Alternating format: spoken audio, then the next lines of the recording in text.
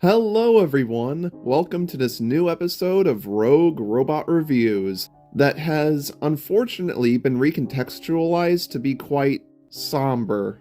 The timing of this video could not be more unfortunate yet also perfect, for two reasons. One, I'm here about to be working as a transporter at my local hospital. My newest job just happens to be within the medical field, just like the very subject of today's video. Nudge, nudge, wink, wink.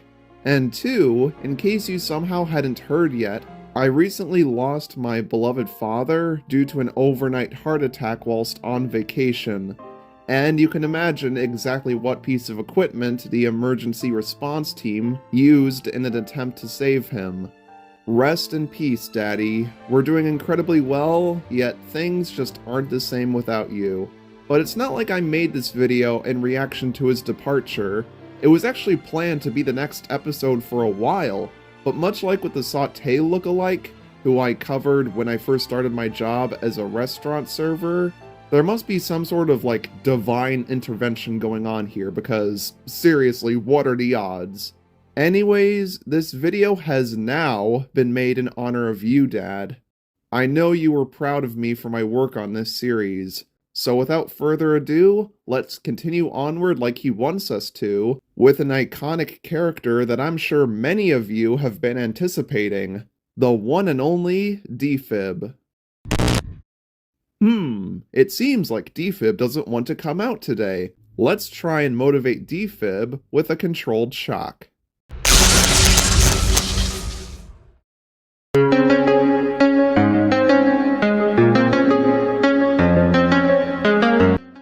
Being essentially the nurse of WALL-E robots, the D-FIB units were developed by and large to act as well-trained, safe, and caring EMTs for the Axiom's many inhabitants.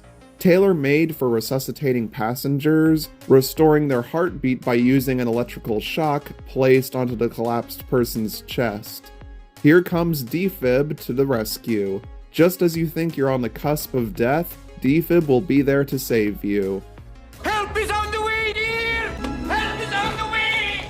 While Power, another electricity-oriented robot, is meant for recharging equipment or areas of the ship during a power outage, D-FIBs render cardiac aid to people suffering from an ailment, reviving them back to health. Unsurprisingly, they're basically just a defibrillator turned into a robotic sidekick. Obviously, while we do get to see her physically perform, we never actually see her tending to anybody and saving their life. I'm pretty sure Pixar wouldn't want to show a human choking, passed out, or having a seizure just to display D-FIB in action, all while freaking out the kids watching the film. WALL-E is ultimately rated G after all. But regardless, they're a robot who take initiative and have totally saved many lives in their careers. Especially given the current condition of the humans, oh boy. However, they can't exactly do much besides what I've described, due to their lack of fingers or claws. Best case scenario, they could probably handle an item between their sensory pads, as long as they don't ignite it or electrocute it. And with that, I believe that makes this a good jumping off point to move on to their design. D-FIB's body has that undeniable WALL-E aesthetic of looking modern, sleek, and high-tech. She, and yes, I do refer to them by female pronouns, A girly girl has made the life of me so fun!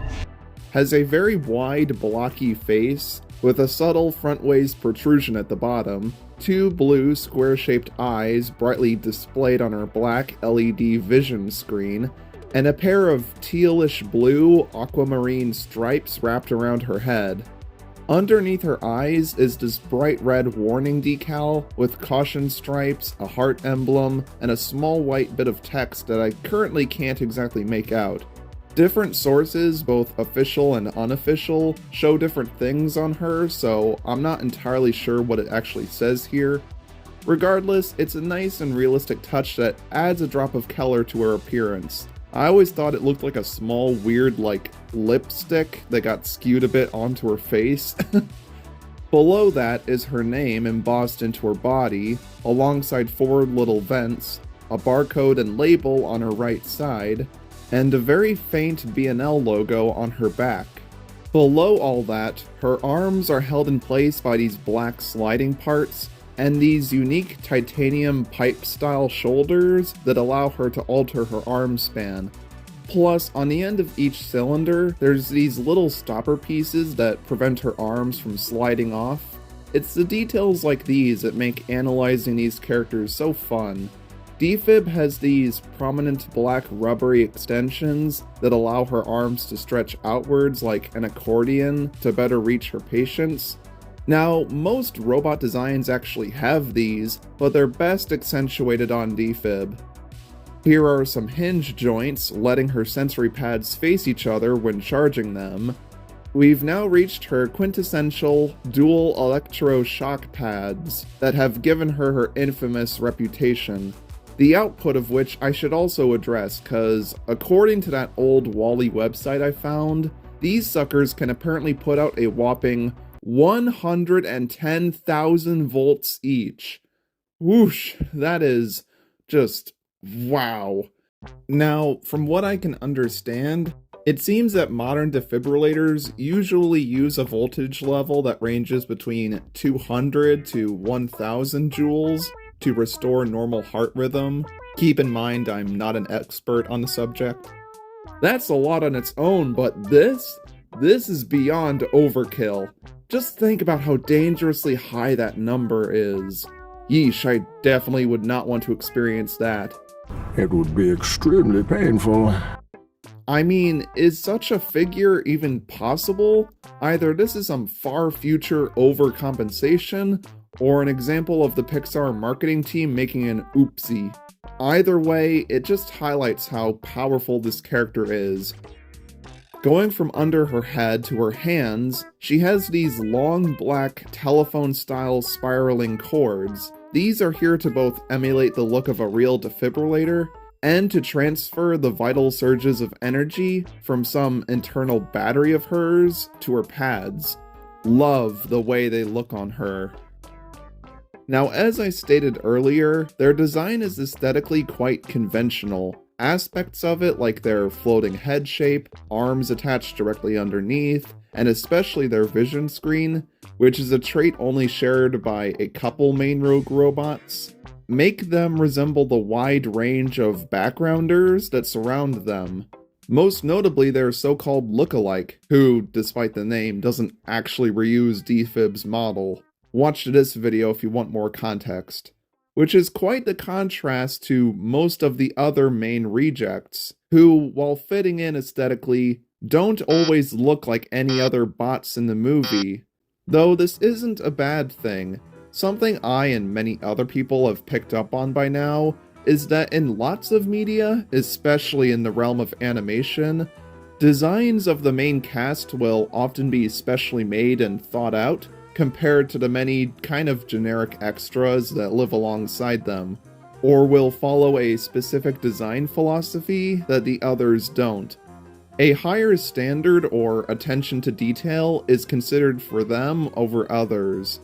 Take for instance the main racing trio from the first Cars movie. McQueen, Chick, and the King all have completely original builds, whilst all the other race cars in the movie are one of 3 other stock car models. This is usually done to make them stand out and be visually distinct for the ease of the viewing experience, but it can sometimes have the side effect of compromising the believability or integrity of said media by reminding us that we are indeed watching something with established characters, instead of just people who live in this world that the story is set in. In layman's terms, it's basically like, gee, I wonder who the main protagonist could be. Again, it's not a problem, just something you can't unnotice. And that leads us back to D-FIB, because while most of the main cast look radically different from each other, albeit various sets of extras would be influenced by their designs, D-FIB's design helps to ground this cast of goofballs into the world of robots that they work in. It might be subtle, but I appreciate it. Besides, I just adore the design. Oh, that is beautiful! I love their expressive face, their completely one-of-a-kind function, how their curling cords dangle underneath their armpits, giving them an exposed feeling of mechanical believability.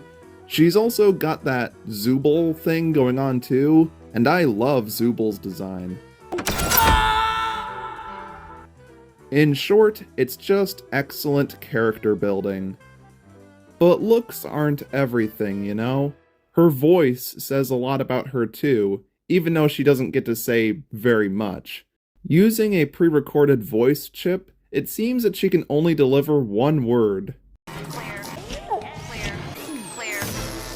which is shouted right before her defibrillation procedures to alert anyone nearby to stand clear to avoid receiving a harmful burst of energy. As for who provided her voice line, some sources state that it was Tara Strong. Yes, the Tara Strong. Others claim it was Lori Allen, who played Pearl from SpongeBob. I really don't know what to make of this. It doesn't really matter that much, honestly. As for where her model can be found on screen, well, we never see any of them in the robot hallways, or on the Lido deck, or on Earth at the end of the film. Absolutely nowhere. That is, with the exception of today's reject, who we see predominantly in the repair ward, but let's not get ahead of ourselves. However, there is a very good reason for this. I mean, think about it. D-FIBs aren't ever seen traveling down the corridors of the ship, because why would they need to? In real life, defibrillators are always stored within specific places across a building or area, and are marked on maps for people's convenience. The same applies to fire extinguishers and such.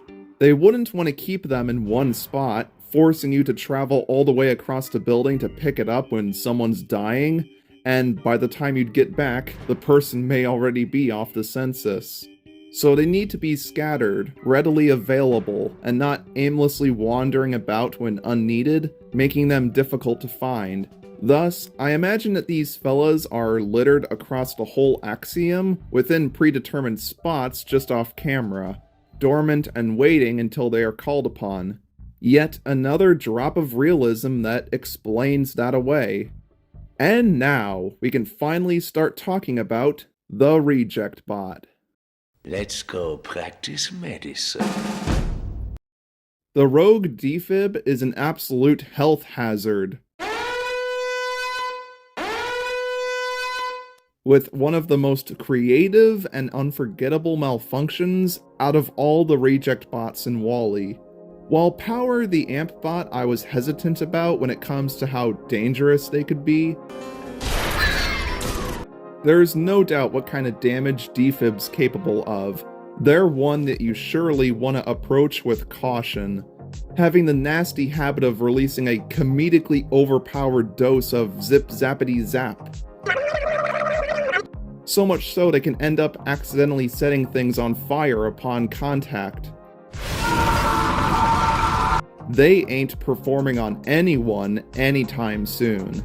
This also kinda gives the impression that they had to have discovered her defect through some terrible accident where she shocked someone, and something tells me that that poor person did not get out alive. That's how I lost my medical license. They also appear to have a broken left arm, making them one of the few robots to have an actual physical injury. Yeah, for being a repair ward, there sure aren't too many external repairs that need to be done to these robots. This kinda ties into how this place is somewhat less of a repair ward, and more of a place where unwanted behavior and newly found traits that the BNL Corporation frowns down upon are cleansed from the robot's programming, which is kinda sad. However, despite their weakened limb, we consistently see her being able to use it during medical sessions. I could just chop this up to animation inconsistency, but I have a theory that her arm can work just fine when in operation, but when she's not performing cardiac aid or whatever, it just loosely drops down, swinging about. She has a red boot attached to her head, and is one of the few robots only ever seen being kept in the diagnostics room, along with Brella and eventually... Now, with every other rogue robot that I've deemed an outlier, we actually know or can assume from context where they were being kept in the repair ward before leaving from their spots. With D-FIB though, we actually don't have any idea, but who really cares? Whilst Eve is getting operated on, we see her off to the side in this bright and clinical room, rubbing her paddles together, readying them up with static and friction, saying the word clear 3 times. Clear, clear, clear. as she's getting examined during her practice with a test dummy, Time for your controlled shock. only to set its face on fire, frying it to a crisp. You maniac! You burned it up! Resulting in its head comedically breaking.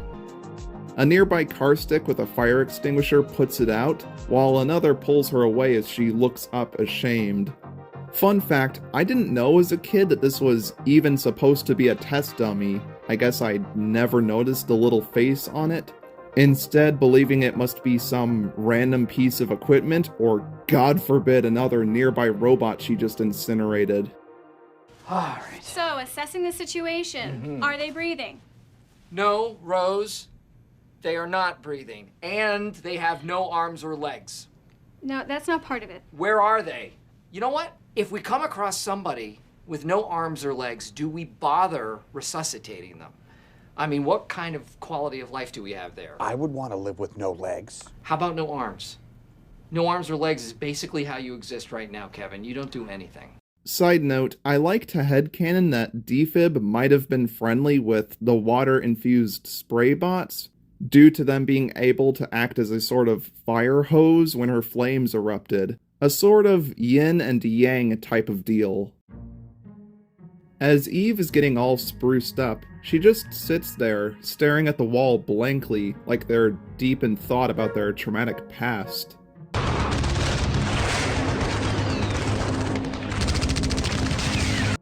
Just out of camera view, she would have witnessed Wally smashing into the room, destroying the repair ward security, and causing Eve to get all upset. Once the unleashed horde of crazy robots smash an even greater hole into the diagnostics room, she uses this opportunity to escape, gracefully catching up with the group and making a beeline for the exit, joining in with the hijinks of the rest of the bots.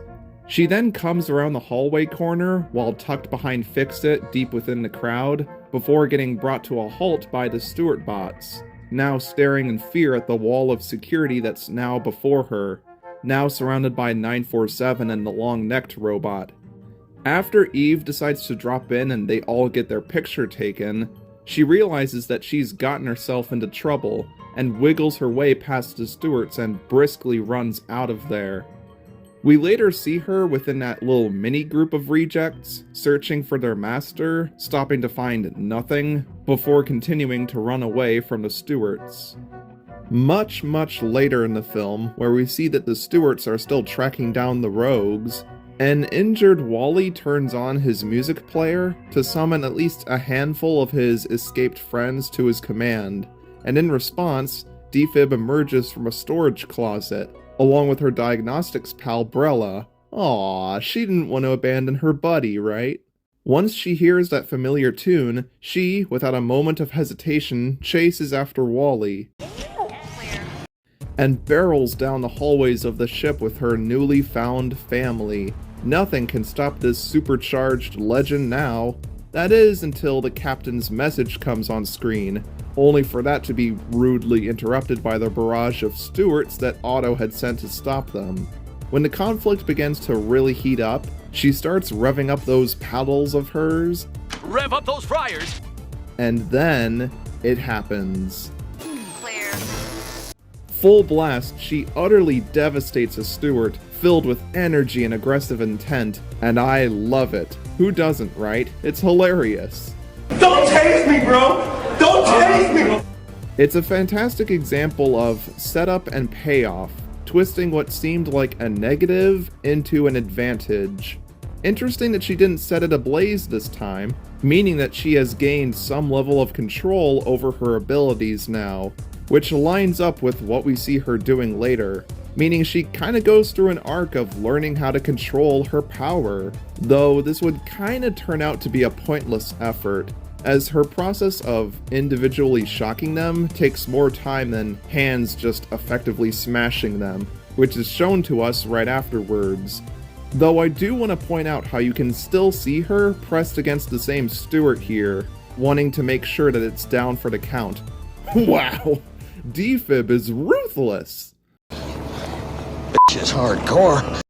Afterwards, she looks upon all of Hans's destruction, likely not knowing that he had something like that in him, before heading off to follow Eve and Wally. She then arrives to the Lido deck, only for the tilt of the ship to cause her and her friends to slip down.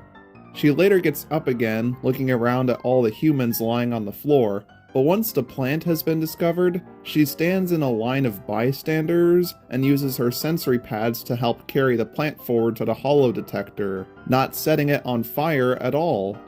She then understandably becomes incredibly sad once everybody believes that Wally has passed away, until the Axiom returns to Earth and she makes her way off the ship, hoping to find out if her friend is going to be alright or not. She would be relieved to know that all the trouble has been resolved for Wally, but she has to get out of the scene to let the two lovers have some privacy, but not before slapping Purdy on the ass to shoo her away, which is hysterical. I can't believe they included that. At the very end of the film, while standing in front of Wally's truck, she randomly just jerks forward at Hans and seemingly hugs him. I can't tell if this is just a friendly gesture, or if it means that these two actually have a thing going on. Maybe she was taken aback by his showcase of power earlier, and has feelings for him. They are the most destructive forces of the rejects after all. Oh, and here come all the shippers. Quick, avert your eyes, dear children. D-FIB's role in the film was simple, but welcomed. I love how elegantly she moves, I love how her design matches with the other robots around her perfectly, I love the dash of comedy she brings to the movie. My flesh! It burns! And I just, overall, find her rather sympathetic. She clearly wants to help people in need, but is cursed with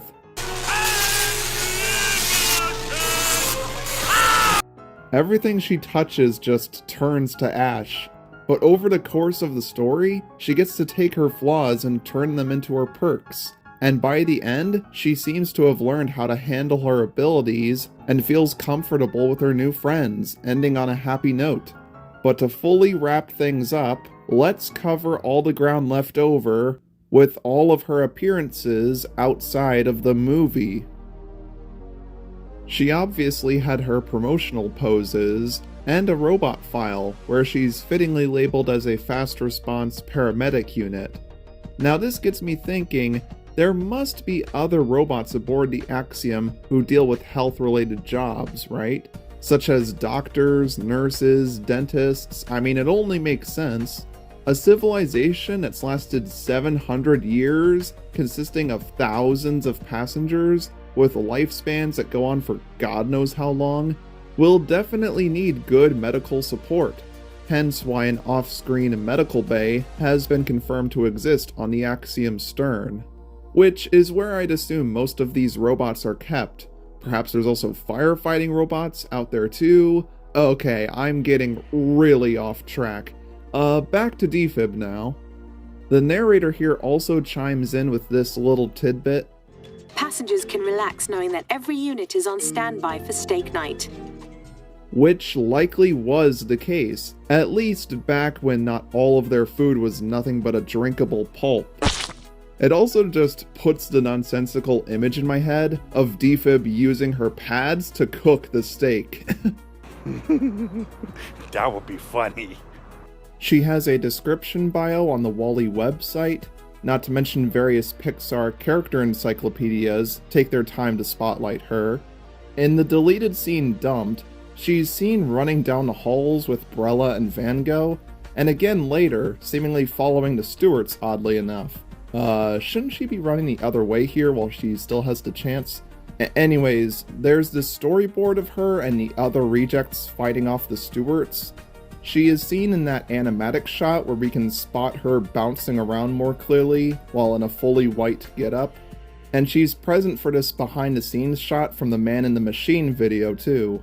Her appearance would evolve and shift over time through concept art, starting with a pair of wheels to get around on, then gaining a mouth on her vision screen, transforming into what looks like a floating Nintendo DS, and finally starting to look like her proper self, just with a red stripe that we often see her wearing in the WALL-E video game tie-ins. While on that topic, within one of those games, she can eventually be unlocked by the player and subsequently summoned with our music player to open doors that have an image of her with them. Clear.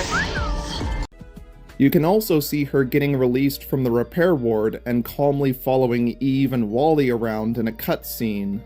We can enjoy more of her likeness in the pages of several published materials, including the junior novelization, which I've recently gotten myself a copy of, and this official manga, which I've also just recently learned was a thing. That's epic. We have the Rogue Robots book, this Christmas Advent Calendar story, some other WALL-E storybook, the Back on Earth book, which I consider the official sequel to WALL-E, and these comics, where she takes the role of Hands to help destroy the Stewarts, interestingly enough. She's present for other official merch as well, like this interactive quiz puzzle. She had a little figure of her made by Thinkaway Toys, and this little yellow doodad as well. And as you would expect, the fanbase absolutely ate this character up, from paper replicas to accurate recreations to so many humanoid interpretations of her, to even including her in a mod for Pixar's Cars 2 video game of all things. There's such a wealth of D-FIB fan art out there that I can't go over all of it in depth. But maybe I have time for just one. Damn!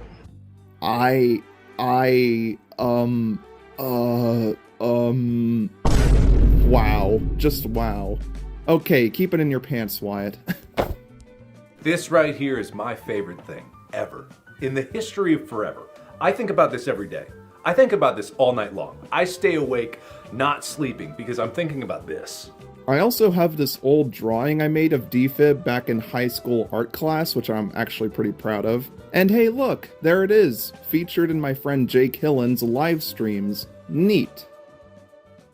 And neat is the most accurate word to describe D-FIB. They are a neat robot. Whether it be her giving you a big ol' zap, or making all the blood in your body rush down south. Wake up, damn it! Wake up! D-FIB leaves an impact every time.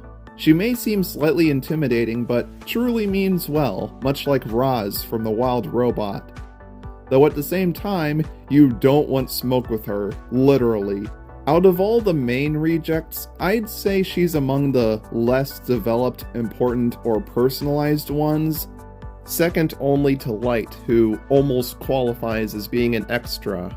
You guys all think you're so much better than me. Oh, Meg, that is the least fancy thing I have ever heard. Not to mention she's the least immediately eye-catching of the main group, but that doesn't take away from just how much I enjoy her. She manages to hit that sweet spot for me, feeling both grounded yet fun. Despite having a more limited vocabulary than Groot,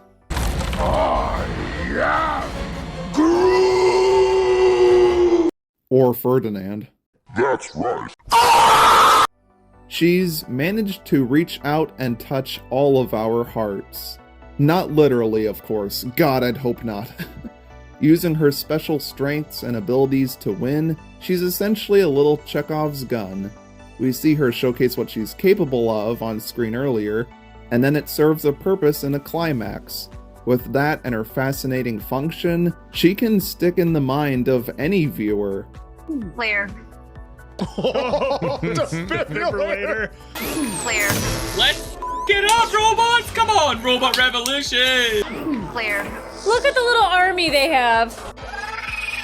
They're gonna help them! Yes! By the power of damaged robots! Clear. Oh my gosh, is this the new Avengers? Yes!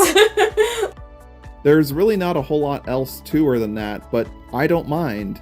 I love D-FIB and respect her way more than I used to, especially after recent events. I shall now always associate D-FIB with my late father. That's gotta mean something, right? It also just felt good to finally do D-FIB after I had teased all of you with their imposter counterpart a little while ago. And I cannot wait to continue to make more of these videos for all of you guys. Or at least, after my next upload. Gotta return back to Jurassic World and wrap things up with that. Oh, that'll be fun. But until then, thank you all for all of your loving support, and I will see you all later. Bye!